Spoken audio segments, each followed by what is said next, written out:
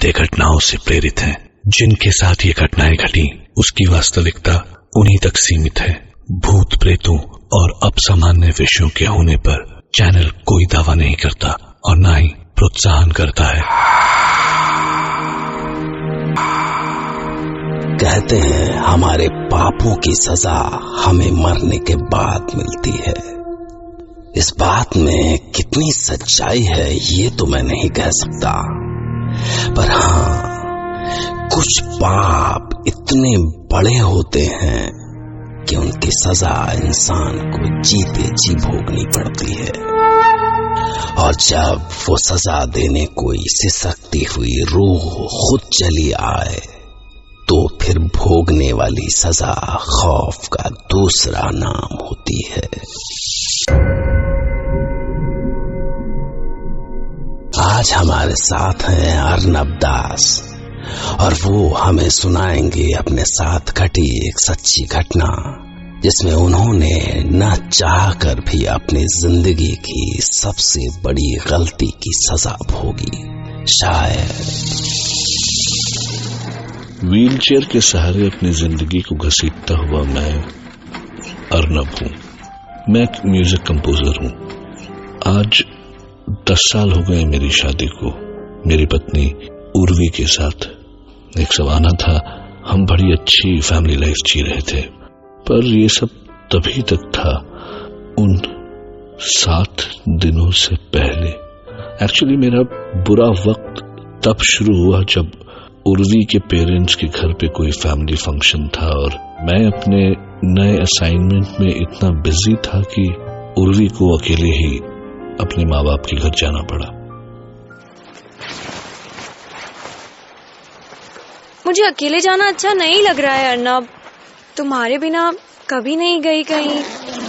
Arnab, I'll miss you. I'll miss you too, darling. पर क्या करूं, क्लाइंट्स को काम टाइम पे खत्म करके देना ही पड़ेगा। You know, they have their launch.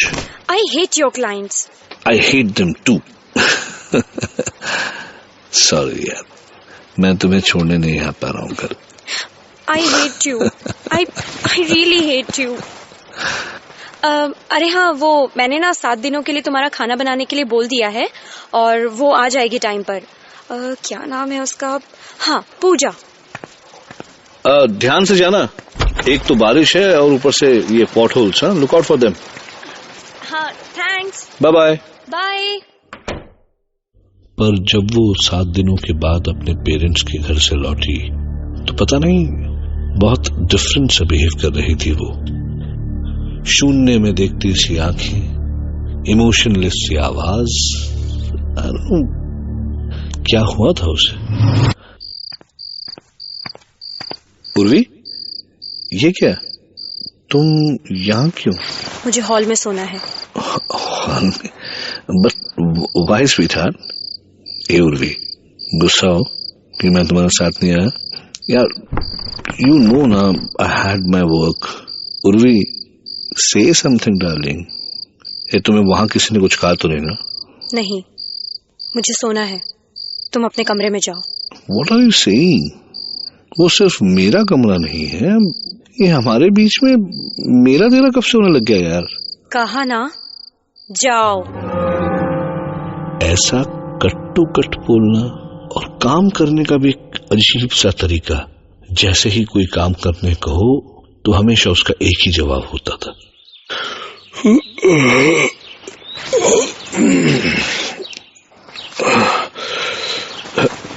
अरे, तुम कब उठी? कुछ देर पहले। That's good यार। सुनो, मैं तुम्हें बताना भूल गया था कि जल्दी से ब्रेकफास्ट और टिफिन रेडी कर दो। आज थोड़ा जल्दी जाना रिकॉर्डिंग में।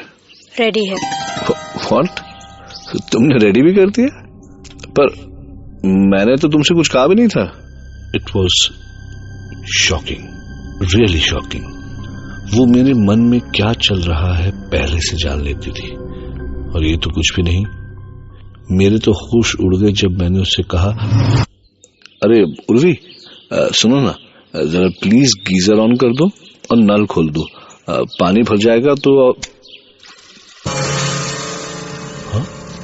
ये क्या हो रहा था? I mean, उर्वी मेरे सामने खड़ी थी, फिर गीजर और नल किसने ऑन किए? मुझे लगा कि मैं सीधे सीधे उर्वी से कहूंगा तो मे बी उसको अच्छा ना लगे, पर मैंने उसे जाने कितनी बार बात करने की कोशिश की। उर्वी, तुम कुछ परेशान से लग रही हो। I mean, जब से मॉम डैड के पास से आई हो, अब तुम कहो तो हम डॉक्टर के पास चलें? नहीं, मुझे कुछ नहीं हुआ। नहीं, I didn't mean that. I wanted to say कि अकेले अकेले सारा काम करते करते दिन भर में स्ट्रेस हो सकता है ना, तो अगर हम किसी साइकियाट्रिस्ट के पास चलें तो फिर। नहीं। और वो उठ के वहां से चल दी। पता नहीं कोई शॉक लगा था या कोई डिप्रेशन हुआ था उसे, पर अपने आप नल खुलना और गीजर ऑन होने जैसे इंसिडेंट्स मैं बिलीव ही नहीं कर पा रहा था कि हम हस्बैंड वाइफ हैं। वो पिछले 3 महीनों से मुझसे अलग रूम में सोती थी। वो हमेशा मुझसे कम से कम 4 फीट की दूरी बनाकर रखती थी, और इसके कुछ दिन बाद मैंने कुछ और महसूस किया। जब मैं सवेरे मॉर्निंग वॉक के लिए निकल रहा था, तब सामने डॉक्टर बेंजामिन आते दिखाई दिए। हम अक्सर वॉक के लिए साथ निकलते थे। मिस्टर दास, आज तो आप राइट टाइम पर हैं। आपकी संगत का कुछ तो असर पड़ेगा डॉक्टर बेंजामिन। चलिए। अरे मैडम, जिमी को छोड़ दो। अरे बड़ा ही क्यूट पपी है, अभी लिया? यस, बट पता नहीं आपके घर से क्या प्रॉब्लम है इसको, यहाँ आते ही बहुत इरिटेट हो जाता है। और फिर मैंने उर्वी को आवाज दी, स्वीटहार्ट, दरवाजा बंद कर लो। और जैसे ही वो हमारे पास आई कि वो पपी जैसे उसे देखकर पागल सा हो गया। जिमी, क्या हो रहा है? Jimmy, stop stop, I said stop barking. Benjamin कितना चिल्लाते रहे, पर जिमी पर जैसे कोई असर ही नहीं हो रहा था। और ये सब क्यों हुआ कुछ पता नहीं चला। और इसके बाद जब एक दिन मैं डिनर के लिए बैठा, तभी मुझे कुछ ध्यान आया। अरे उर्वी, दाल में नमक टेस्ट कर लेना, कल थोड़ा कम रह गया था। फिर मुझे लगा कि नमक मुझे कम लगा यार, तो मुझे ही टेस्ट कर लेना चाहिए।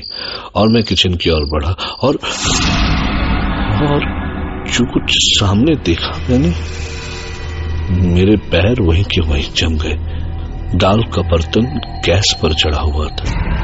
उर्वी ने उसी खौलती हुई दाल के बर्तन में अपना हाथ डाला और अपने दाल से सने हुए हाथ को बाहर निकालकर बिल्ली की तरह चाटने लगी। उस खौलती दाल से उसका हाथ कैसे नहीं चला? मेरी तो जैसे सांस अटक गई थी ये देखकर। ये क्या कर रही है उर्वी? स्पून से निकाल लेती। और इसके जवाब में उसने सिर्फ पलटकर मेरी ओर घूर कर देखा, पर तभी शायद डॉक्टर बेंजामिन का पपी छूट गया और वो भौंकता हुआ सीधा हमारे घर के अंदर चला है, सीधा किचन के अंदर, उर्वी के सामने, एकदम पागल सा। मैंने उसे भगाने की बहुत कोशिश की। जिमी गो, जिमी गो, डॉक्टर बेंजामिन, जिमी को ले जाइए, जिमी गो। और वो उर्वी की ओर ऐसा लपका जैसे वो उसे खा ही जाएगा। मैं चिल्लाया, जिमी, मिस्टर बेंजामिन, संभालिए इसको। पर इससे पहले कि मिस्टर बेंजामिन आते, जिमी उर्वी की ओर उछला और उर्वी ने दोनों हाथों से उसका गला दबोच लिया और उसका गला ऐसा दबोचा कि कुछ देर तक तड़प सका वो जिमी, और बस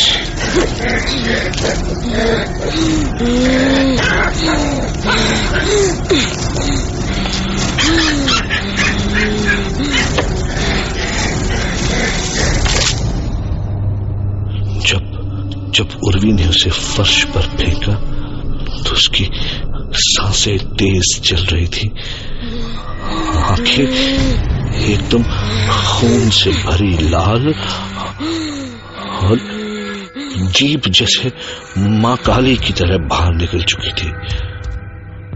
और उससे ज्यादा शौक तो मैं उर्वी के उस गुस्से। तुम नमस्कार साहब जी। वो दीदी जी ने कहा 7 दिन आपके यहाँ खाना बनाने का है। ओह अच्छा अच्छा अच्छा अच्छा, तो ठीक है, अंदर आओ और चलो मैं तुमको किचन दिखा देता हूँ।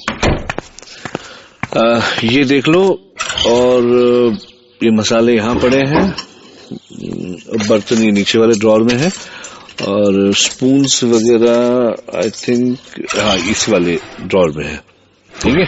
और किसी भी चीज की जरूरत हो तो मुझे बता देना। पूजा अच्छी दिखती थी, मतलब उसे देख के लगता नहीं था कि वो एक डोमेस्टिक सर्वेंट है। यही कोई 20-22 साल की होगी, हल्की सांवली सी, और यही सांवला रंग उसे और खूबसूरत बना रहा था। उसकी स्माइल भी ऐसी थी कि आई लव्ड इट। और एक शाम को काफी बारिश हो रही थी। मुझे लगा कि आज मुझे खुद ही कुछ करना पड़ेगा, क्योंकि इस बारिश में तो उसके आने के कोई चांसेस नहीं थे। पर तभी डोरबेल बजी, और जब मैंने दरवाजा खोला तो सामने पूजा खड़ी थी, और ऐसे लग रही थी कि मैं क्या कहूं, भीगे सांवले बदन से टपकता पानी, वो कांप रही थी सर्दी से, और बस मुझसे गलती होगी। पूजा, पूजा है तरह साहिब, पूजा साहिब, ये क्या? पूजा कुछ नहीं, छोड़िए, मैं बोल रहा हूँ ना, कुछ छोड़िए, डोंट वरी, कुछ नहीं होगा। नहीं साहब, मेरे पास मत आना। मैं बोल रही है, मैं दीदी को बोल देगी। नहीं हो पूजा, नहीं हो पूजा, नहीं नहीं। तुम पूजा हो? हाँ, ओह माय गॉड, वही पूजा। पाप तुमने किया और मरना मुझे पड़ा। गाड़ी के सामने आकर जान दी थी मैंने, और अब तुम मरोगे।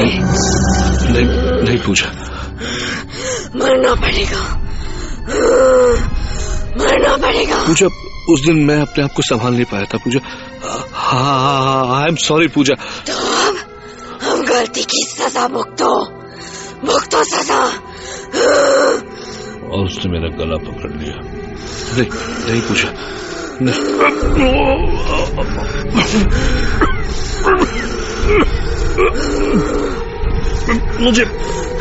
मुझे छोड़ दो।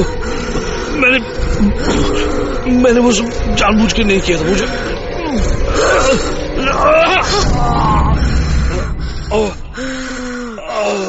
उर्वी मेरे साथ ना होती तो शायद मैं जी भी नहीं पाता।